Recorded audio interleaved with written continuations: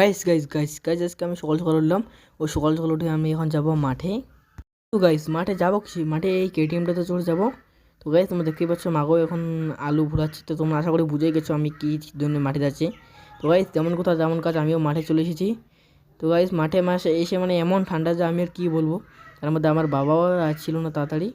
ওই যে গাইস দেখো তোমরা দেখতেই পাচ্ছ বাবা এখন পরে তখন পরে আসছে। তো গাইস আমার বাবা বলছে তাড়াতাড়ি আলু গার। তো গাইস যেমন কথা তেমন কাজ আমিও আলু ঢালার জন্য আমি এখন আলু ঢালছি। তো গাইস টানা 3 ঘন্টা আলু গাড়ার পর আমি এখন যাবো বাড়িতে।